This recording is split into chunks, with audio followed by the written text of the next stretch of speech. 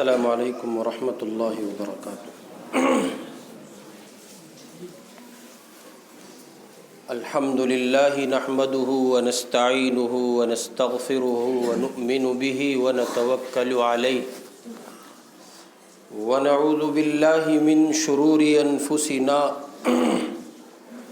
ومن سیئات اعمالنا من يهده الله فلا مضل له ومن يضلل فلا هادي له ونشهد أن لا إله إلا الله وحده لا شريك له ونشهد أن سيدنا محمدا عبده ورسوله صلى الله عليه وعلى آله وأصحابه وبارك وسلم تسليما كثيرا كثيرا.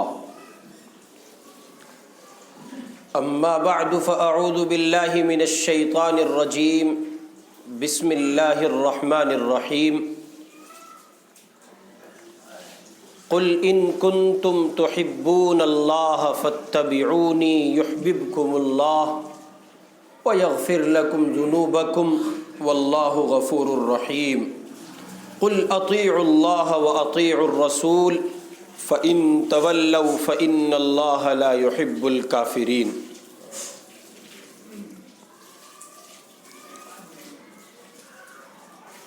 وعن صہیب رضی اللہ عنہ قال قال رسول اللہ صلی اللہ علیہ وسلم عجبا لأمر المؤمن ان امره كله له خير وليس ذلك لأحد الا للمؤمن ان اصابته سراء شکر فکان خیرا له وان اصابته ضراء صبر فکان خیرا له او کما قال علیہ الصلاۃ والسلام.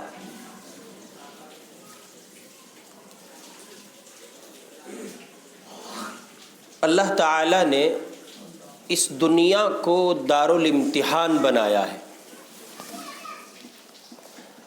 ایک زندگی ہے جو انسان کی اس دنیاوی زندگی کے خاتمے کے بعد آتی ہے، جس کو اخروی زندگی سے تعبیر کیا جاتا ہے. اس دنیاوی زندگی کو اس اخروی زندگی کے لیے کچھ کرنے، کچھ بنانے اور جمع کرنے کے لیے تیار کیا گیا ہے اور اس نظام کو برپا کیا گیا ہے. یہ دنیا دارالامتحان ہے. یہاں آپ کو نیکیاں جمع کرنی ہیں، اللہ کے اوامر کی پابندی کرنی ہے، شریعت اسلامی کو اپنی زندگیوں میں نافذ کرنا ہے، اور آخرت کے زمانے کے لیے، آخرت کی زندگی کے لیے، اس زندگی کے لیے جس میں موت نہیں ہے، اس زندگی کے لیے جس کا خاتمہ نہیں ہے، جہاں صرف حیات ہے، اس زندگی کے لیے آپ کو کچھ جمع کرنا ہے تاکہ یہاں کیے گئے اعمال کی جزا کے طور پر اللہ رب العزت اس زندگی میں، اس دنیا میں آپ کو انعامات عطا کر سکے. پھر اسباب کے بندھنوں میں بندھی یہ دنیا اور اس کی زندگی انسان کو مختلف مراحل سے گزارتی ہے. یہاں کسی بھی بندے کو کبھی بھی پوری حیات کسی ایک پہلو پر گزارنے کا موقع نہیں ملتا ہے. اس دنیا میں کوئی بھی بندہ کسی ایک حالت پر ہمیشہ نہیں رہتا، نہ رہتا ہے نہ رہ سکتا ہے. یہاں مختلف حالتیں ہیں. کبھی آپ کو خوشی دیکھنے کو میسر آئے گی اور بہت اعلیٰ اور ادنا دونوں پیمانوں کی خوشی دیکھنے کو ملے گی، اور کبھی اسی دنیا میں آپ کو چھوٹے بڑے غم کے ماحول سے گزرنا پڑے گا۔ مجموعی حیثیت سے یہ کہا جا سکتا ہے کہ کبھی یہاں خوشی کا ماحول ہوتا ہے اور کبھی غمی کا ماحول ہوتا ہے۔ کبھی انسان اپنے من کی دنیا میں اپنے آپ کو اتنا چھوٹا محسوس کرتا ہے حالات کا شکار ہو کر کہ اسے خود کو یہ لگنے لگتا ہے کہ اب وہ دوبارہ اٹھنا بھی چاہے گا تو نہیں اٹھ پائے گا۔ وہ یہ سوچنے لگتا ہے کہ اس کی زندگی اب تمام ہو چکی ہے، اب وہ واپس اس روٹین پر آ نہیں سکتا جس پر وہ چل رہا تھا، اور وہ اپنے آپ میں احساس کمتری کا شکار ہو کر ڈپریشن میں چلا جاتا ہے۔ کئی بار ایسا ہوتا ہے کہ بندہ بہت خوشی کے ماحول سے گزر رہا ہوتا ہے، ترقیاں ہو رہی ہوتی ہیں، اس کو بالفاظ دیگر یوں کہیے کہ ایک دور انسان پر ایسا آتا ہے کہ وہ سونے کو ہاتھ لگائے تو مٹی بن جائے، اور ایک دور ایسا آتا ہے کہ وہ مٹی کو بھی ہاتھ لگا دے تو وہ سونا بن جائے۔ اس کو ہم اپنی کاروباری دنیا میں یوں تعبیر کر سکتے ہیں کہ صاحب ایک دور تھا جب میرا کام ایسا تھا کہ ہر پارٹی مجھے آفر کرتی تھی اور پارٹیاں میرا انتظار کرتی تھیں، اور مجھ سے مال لینے کو لوگ ترجیح دیتے تھے، اور میرا مال مارکیٹ میں ایک حیثیت رکھتا تھا، مختلف چیزیں۔ آج ایک دور ہے کہ دکاندار وہی ہے، پارٹیاں وہی ہیں، مارکیٹ وہی ہے، لیکن ہمارا کوئی پرسان حال نہیں۔ یہ بالکل ایک عام سی تعبیر میں نے پیش کی ہے، غور کریں کہ انسانوں کی دنیا میں یہ حالات انسانوں پر مختلف زمانوں میں ہر ایک کے ساتھ رہتے ہیں۔ کبھی آدمی بہت عروج پر ہوتا ہے اور کبھی بڑی گراوٹ کا شکار ہوتا ہے، کبھی اس کو یہ فیصلہ کرنے پر مجبور ہونا پڑتا ہے کہ اب تو نہیں اٹھ سکے گا، اور کبھی کبھی وہ زعم کا شکار ہو کر یہ کہتا ہے کہ تیرے گرنے کے تو اسباب ہی دور دور تک دکھائی نہیں دیتے، صرف تیرا سکہ روا رہے گا، اور صرف تجھی کو جو ہے اللہ رب العزت کی طرف سے ابھی عزتوں کے تیرے لیے فیصلے کر دیے گئے ہیں، اور اخیر دم تک یہ راحتوں کا، نعمتوں کا سلسلہ باقی رہے گا۔ اور میں نے عرض کیا کہ یہ حالت کسی انسان کے ساتھ کبھی بھی ہمیشہ نہیں رہتی ہے۔ آج اگر غم کی دنیا ہے تو کل یقینی طور پر خوشی کا ماحول میسر آئے گا۔ آج اگر خوشی ہے تو اللہ رب العزت ہم سب کی حفاظت کرے، یہ امکانات ہیں کہ کل یہ ڈھل کر کچھ اور کیفیت لے جائے۔ چنانچہ بہت سارے لوگ ہیں جو دہلی میں آئے تھے، انہوں نے بحیثیت تاجر، بحیثیت ملازم یہاں انٹری کی، آئے، داخل ہوئے تو ایسے جیسے دلی نے ان کا ہاتھ پکڑ لیا ہو، بڑی سب ترقیاں ان کو ملی اور بڑے عروج پر وہ پہنچے۔ اور جس زمانے میں لوگوں کو نئی چیزوں کا دیکھنا انتہائی تعجب میں ڈال دیا کرتا تھا، یعنی ان کے پاس موبائل نہیں، ان کے پاس گاڑیاں نہیں، ان کے پاس بہترین مکانات نہیں، اس زمانے میں ان لوگوں کو اللہ رب العزت نے وہ ساری چیزیں عطا کی۔ اور کچھ ایسے افراد بھی آپ کو ملیں گے جو آئے، پاپڑ پیلے، ان کی اپنی زندگی کھپ گئی، کچھ نہیں مل سکا، وہ یہاں رہ کر کھپ گئے، ان کو کچھ نہیں ملا۔ اب ان کی اولاد ترقی کرتے ہوئے تعلیم کے حصول کے بعد یہاں تک پہنچی کہ اولاد کے راج میں ماں باپ کو وہ تمام نعمتیں اور سکون حاصل ہوا جس کے متلاشی بن کر وہ یہاں آئے تھے اور جس کے لیے انہوں نے خود کو کھپایا تھا۔ لیکن پوری زندگی کھپ گئی، میسر نہ آ سکا، اب اولاد کا اقتدار آیا تو ان کو وہ دیکھنے کو ملا۔ غرض یہ کہ یہ کیفیت، یہ حالات، یہ معاملہ ہر ایک بندے کے ساتھ ہے،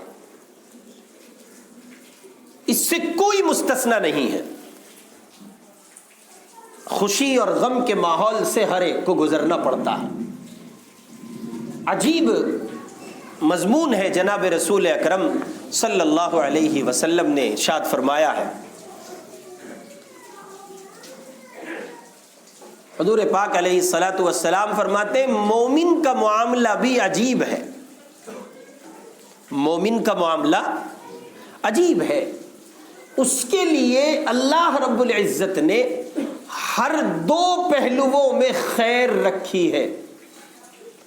وہ غم کے ماحول سے متاثر ہو، غم کے ماحول کا شکار ہو، اس پر صبر کر لے تو بھی اللہ کی طرف سے اس کے لیے خیر ہے، اور اس کو نعمتیں میسر آ جائیں ان پر شکر گزار ہو تو بھی اللہ کی طرف سے اس کے لیے خیر ہے۔ اور یہ معاملہ صرف اور صرف مومن کے لیے خاص ہے۔ جو کلمہ گو ہے، جس نے کلمہ طیبہ کا اقرار کیا ہے، جو مومن ہے، اس کی ہر دو حالتیں اس کے لیے اللہ رب العزت کی جانب سے خیر ہے۔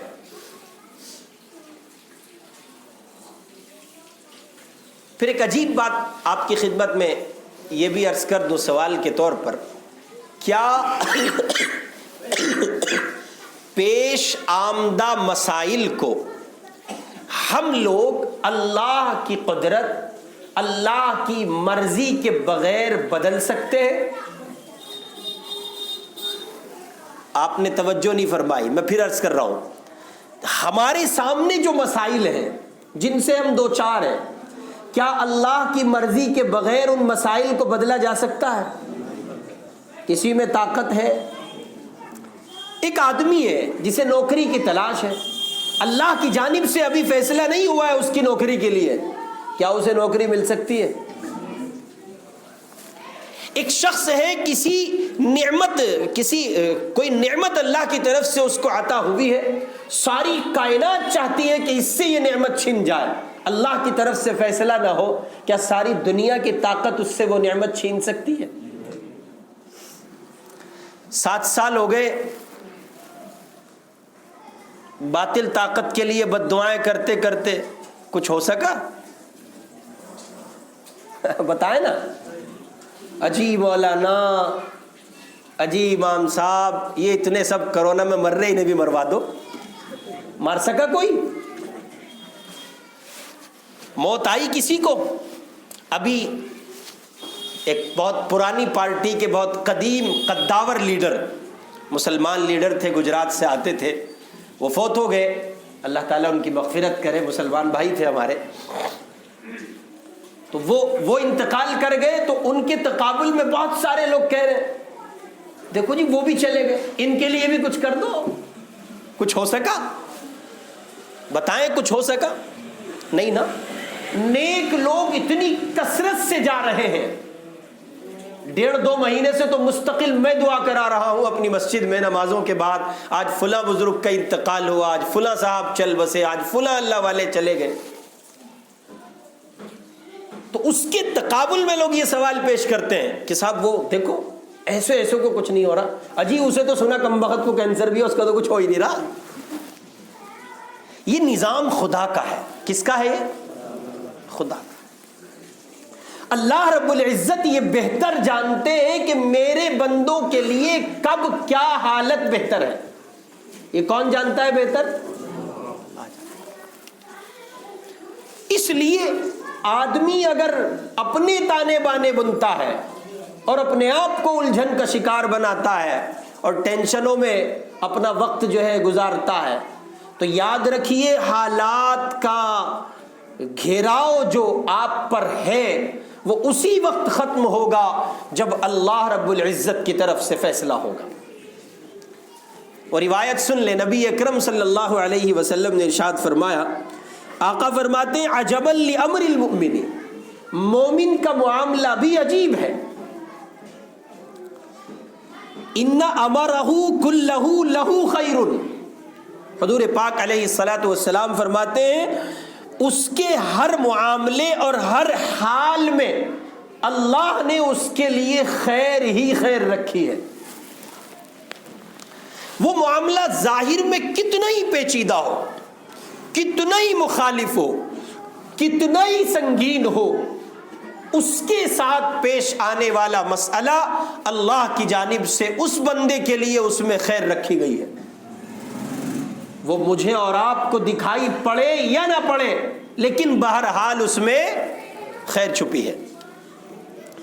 پھر حضور اکرم صلی اللہ علیہ وسلم نے ارشاد فرمایا وَلَيْسَ ذَلِكَ لِأَحَدٍ إِلَّا لِلْمُؤْمِنِ، اور یہ بات صرف مومن ہی کو حاصل ہے، یہ ایمان کی برکت ہے، یہ رسول اکرم صلی اللہ علیہ وسلم کے نظام کو، آپ کے دین کو قبول کرنے کی برکت ہے، یہ مسلمان ہونے کی برکت ہے، یہ سعادت کفار کے حصے میں نہیں ہے، یہ صرف اہل ایمان کو حاصل ہے۔ حضور پاک نے فرمایا یہ صرف مومنین کے لیے خاص ہے کہ ان کے ہر معاملے میں اللہ رب العزت نے ان کے لیے خیر رکھی ہے۔ وہ اگر مارے گئے تو شہید کہلائیں گے، وہ اگر لوٹ آئے تو غازی کہلائیں گے، ان کے دونوں ہاتھوں میں لڈو رکھے گئے ہیں۔ چنانچہ آقا فرماتے ہیں ان اصابتہ سراء شکر، اگر مومن بندے کو کوئی خوشی پہنچتی ہے اور وہ اس پر اپنے رب کا شکر ادا کرتا ہے تو یہ اس کا اپنے رب کا شکر ادا کرنا اس کے لیے خیر کا سبب ہے۔ خیر کا سبب یعنی اس میں اجر ہے، اس نے شکر ادا کیا نعمت کے ملنے پر، اللہ رب العزت نے اس شکر پر جو اجر اس کے لیے طے کیا ہے وہ اس کو ملے گا۔ اور آگے فرماتے ہیں حضور پاک علیہ الصلوۃ والسلام وَإِنْ أَصَابَتْهُ ضَرَّاءُ صَبَرَ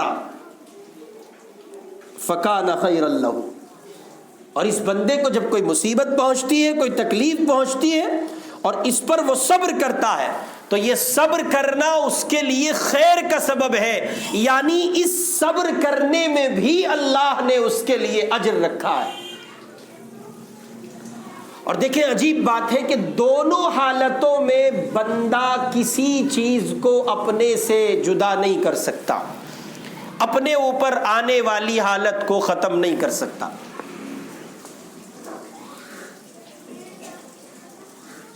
اس کو کوئی نعمت ملی ہے تو اس کا خاتمہ بھی ممکن نہیں ہے، اللہ ہی کی طرف سے فیصلے ہوں گے تو خاتمہ ممکن ہے، اللہ کی جانب سے فیصلے نہیں ہے تو کسی صورت ممکن نہیں۔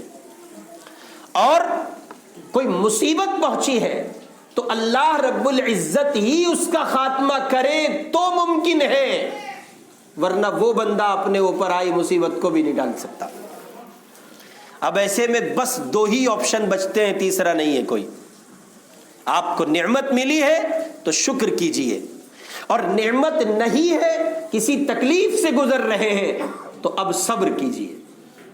کسی کا بیٹا فوت ہو جائے، چلا گیا، کیا وہ اپنے بیٹے کو واپس لا سکتا ہے؟ کسی میں طاقت ہو کہ صاحب وہ زندہ کر لے گا، کچھ آگے پیچھے ہمت کوشش کر کے وہ اپنے بیٹے کو واپس زندگی دے دے گا، ممکن ہے یہ بات؟ اچھا اگر یہ واویلا کرے، شور مچائے، ہنگامہ کرے، رونا دھونا کرے، نوحہ کرے، تو کیا اس کا بیٹا لانا ممکن ہے؟ دھرنے پہ بیٹھ جائے تو ممکن ہے؟ جی آپ کی دلی میں ایک پارٹی دھرنا دیتے دیتے سत्ता میں آ گئی، ادھر سے ادھر اٹھا کے پٹکا، اور آج کل وہ صاحب سی ایم ہو گئے۔ تو دیکھ لیں، غور کر لیں، ممکن ہے یہ بات کہ یہ آدمی دھرنا دے میرے بیٹے کو کیوں اٹھا لیا، میرا ہی بیٹا محلے میں ملا تھا کیا، کسی اور کے کو اٹھا لیتے؟ تو ممکن ہے اللہ پاک اس کے بیٹے کو دھرنا پردرشن کے نتیجے میں اس کو واپس کر دے؟ ممکن ہے یہ بات؟ نہیں نا۔ اور یہ بندہ صبر کر جائے، ایک لفظ اپنی زبان سے نہ نکالے اور یہ کہے مولا آپ کا نظام تھا، آپ میرے حق میں بہتر جانتے ہیں، آپ نے جو کر دیا میں اس پر راضی ہوں۔ دونوں حالتوں میں اس کے لیے بہتر کون سی ہے جی؟ صبر کی حالت بہتر ہے. کیوں؟ اس لیے کہ اللہ رب العزت کے بدلے بغیر نظام نہیں بدل سکتا.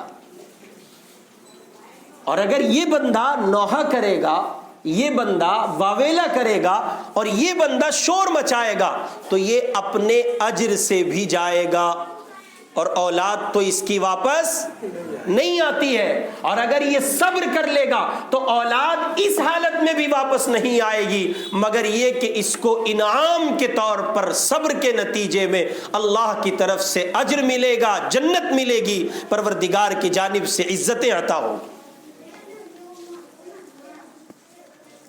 اس لیے مزاج صبر کا، شکر کا بنائیں اور حالات کے گھراؤ میں گر کر، الجھنوں کا شکار ہو کر ٹینشن کی دنیا میں اپنا وقت نہ گزاریں. معاملے کو اللہ کے حوالے کر دیں، اللہ پر چھوڑ دیں. اللہ رب العزت سے بہتر ہمارے لیے ہماری حالت کو کوئی دوسرا نہیں جانتا ہے. چنانچہ اہل علم نے ایک عجیب بات لکھی ہے. ایک وقت میں ایک مسلمان کا انتقال ہونا طے ہوا اللہ کی طرف سے اور ایک یہودی کی وفات کا وقت بھی طے ہوا. یہ دونوں بندے ایک وقت میں مرنے ہیں اور دونوں بندوں کی روح نکالنے کے لیے اللہ رب العزت نے حکم دیا ہے جاؤ ان دونوں کو موت دو. اور دونوں بندے اپنے اخیر وقت میں ایک ایک چیز کی چاہت کرتے ہیں، تمنا کرتے ہیں. یہودی چاہتا ہے کہ اس کے لیے مچھلی کا انتظام کر دیا جائے. آخر وقت ہے، وہ اپنے گھر والوں سے اس کی فرمائش کرتا ہے کہ میرا مچھلی کھانے کا من ہو رہا ہے. چنانچہ اس کے قریب ایک تالاب، ایک دریا. اللہ رب العزت کا نظام دیکھیں آپ. اللہ تعالیٰ اپنے فرشتوں کو حکم دیتے ہیں کہ وہ دور جو ایک سمندر ہے، دریا ہے، وہاں سے مچھلی لو اور اس یہودی کے مکان کے پاس جو دریا ہے اس میں لا کے ڈال دو تاکہ اس کی آخری چاہت کی تکمیل ہو جائے. یہ بندہ جس کی وفات کا وقت قریب ہے، جو یہودی مرنے کے قریب ہے، اس کی آخری اچھا یہ ہے کہ یہ مچھلی کھا لے، لہذا اس کے لیے اللہ رب العزت انتظام فرما رہے ہیں. مسلمان جو بندہ ہے اس کی بھی چاہت ہے کہ میں آخر وقت میں زیتون کا تیل پی لوں. عرب کے خطے میں اس کے کھانے اور پینے کا رواج پایا جاتا ہے. تو اس بندے نے، اس کے گھر میں زیتون کا تیل موجود ہے، اس کے گھر میں زیتون کا تیل موجود ہے. اللہ کی طرف سے فرشتوں کو حکم ہوا جاؤ اس کی زیتون کے تیل کی بوتل کو گرا دو. کیا کر دو؟ تاکہ یہ تیل گر جائے اور پینے کے قابل. بظاہر ظلم ہو رہا ہے نا. اور بتاؤ مسلمان کے ساتھ ایسا ہو رہا ہے جی. لیکن اس کا پس منظر کون جانتا ہے؟ اس کے پیچھے حقیقت کیا چھپی ہے، یہ بہتر کس کے لیے ہے، یہ کون جانتا ہے؟ اللہ جانتا. چنانچہ نتیجہ نکلا، فرشتوں نے حکم کی بجاوری کی اور پھر اللہ کے حضور ایک گزارش کی، میرے مولا یہ فلسفہ سمجھ میں نہیں آیا کہ یہ آپ کا مومن مسلمان بندہ، اس کی تو چاہت مکمل ہونی چاہیے تھی.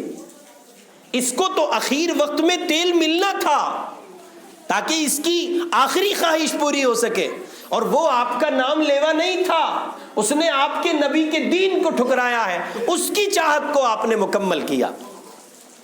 اللہ تعالیٰ نے فرمایا میرے فرشتوں اس فلسفے کو تم نہیں سمجھتے، سنو. اس میں فلسفہ یہ ہے، یہ جو یہودی تھا یہ دانویر بہت تھا، لوگوں کے کام آتا تھا، خیر خواہی کے، حسن سلوک کے معاملے کرتا تھا، میرے غریب اور کمزور بندوں کو سمجھتا تھا.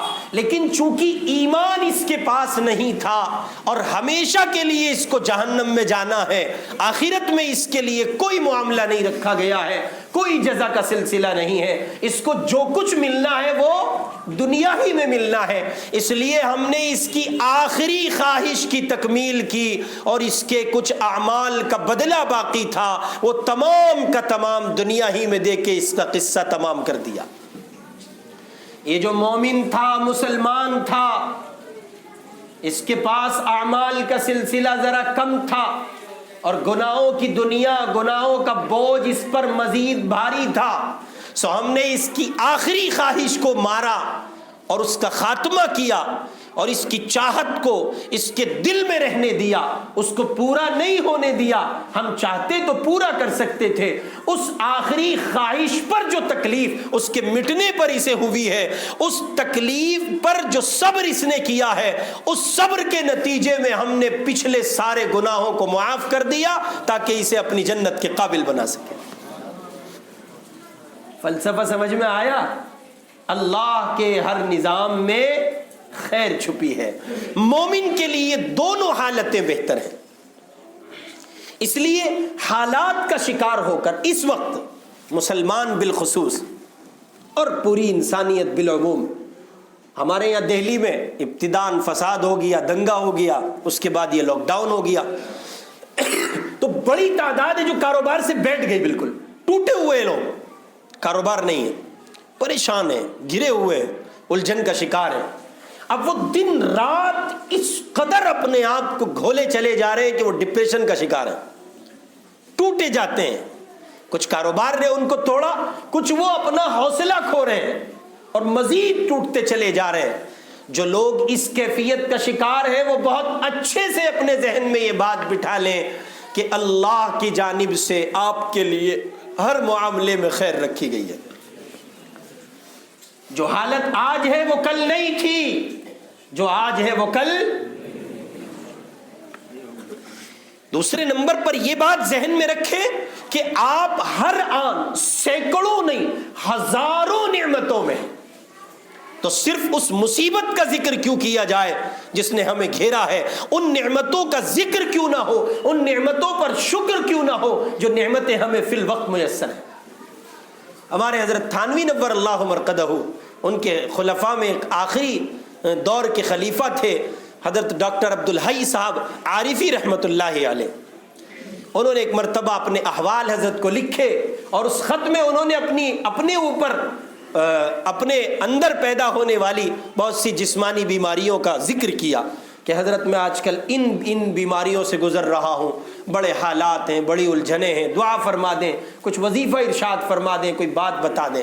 اس پر حکیم الامت حضرت تھانوی نور اللہ مرقدہ نے لکھا کہ ڈاکٹر صاحب، آپ کو جن بیماریوں نے گھیرا ہے، جن مصیبتوں نے آپ کو گھیرا ہے، ان کا ذکر تو آپ نے ختم کر دیا ہے، لیکن فی الوقت جو نعمتیں آپ کو میسر ہیں ان کا ذکر آپ نے کہیں نہیں کیا۔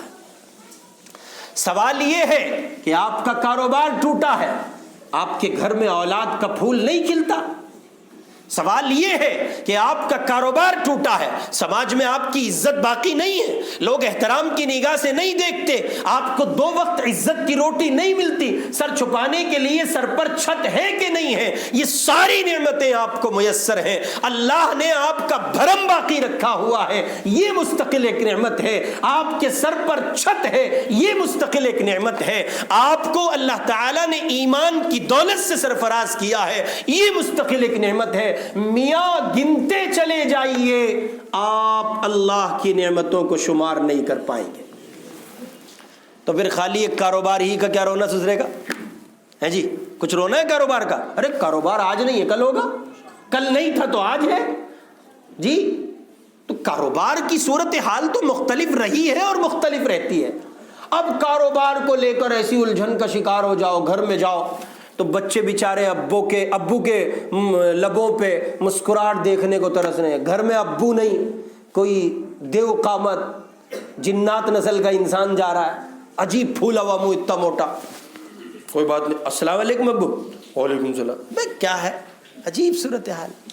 اچھا اس طرح منہ پھلا کے کاروبار چلا لو گے؟ چلا لو، اس طرح منہ پھلا کے کاروبار چل جاوے گا؟ گھر والی آ کے بیٹھی پیار سے پاس میں بیٹھی، اجی آپ کو کیا ہو رہا ہے، خیر تو ہے سب؟ मुझसे बात मत करियो। बेवकूफ आदमी, पट दिमाग, मोटी अकल के इंसान ये बात नहीं करेगी तो कौन करेगा? याद रखिए, जो लोग अपनी बाहर की उलझने अपने घरों में लेके पहुंचते हैं वो लोग अपना घर बर्बाद करते हैं। बाहर की उलझने बाहर छोड़ दो, दहलीज पर छोड़कर अब अंदर दाखिल हो, इस कैफियत के साथ लबों पे मुस्कुराहट हो, बच्चों और बीवियों के लिए चाहते हो, माँ बाप के लिए अजमत हो, इस कैफियत के साथ घर में दाखिल हो ताकि आपके घर के अंदर का सुकून गारत ना हो। मुंह फुला के जाओ भाई, तो मुंह फुला के जाने में नफा किसी सूरत नहीं है, नुकसान ही नुकसान है। बाहर तो आपको किसी तरह की राहत मुयस्सर नहीं आ सकी है, पता चला आप घर के सुकून से भी हाथ धो बैठे हैं। इसलिए टेंशन न ले, उलझन का शिकार ना हो। नबी अलैहिस्सलातु वस्सलाम ने नुस्खे के तौर पर 2 बातें इरशाद फरमाई हैं, उन 2 बातों को अपने दामन में समेट लें, जगा दें और उन पर अमल पैरा हो जाए। नंबर 1, जो नेमतें फिल वक्त हासिल हैं उन नेमतों पर शुक्र करें। क्या करेंगे? उन पर शुक्र करें। जो मुसीबतें इस वक्त पहुंची हुई हैं वो मुख्तलिफ हो सकती हैं, जो भी हैं उन तमाम तकालीफ पर सब्र करें, इधर शुक्र करें इधर सब्र करें। कारोबार चले ना चले, हालात बदले ना बदले, कैफियत मुख्तलिफ हो के ना हो, लेकिन शुक्र और सब्र की गाड़ी पर सवार होकर आप जन्नत के सफर को यकीनन तय कर लेंगे इंशाअल्लाह।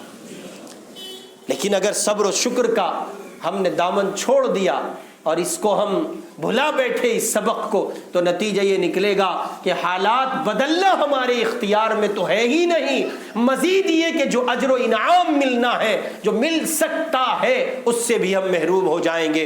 अल्लाह रब्बुल इज़्ज़त मुझे और आपको सब्र और शुक्र की दौलत से माला माल फरमाए। व आखिर दावाना अनिल हम्दुलिल्लाहि रब्बिल आलमीन। इस वीडियो को लाइक करें, कमेंट बॉक्स में दुआओं से नवाजें, चैनल को सब्सक्राइब करें, सदका जारिया की नियत से शेयर भी कर दें।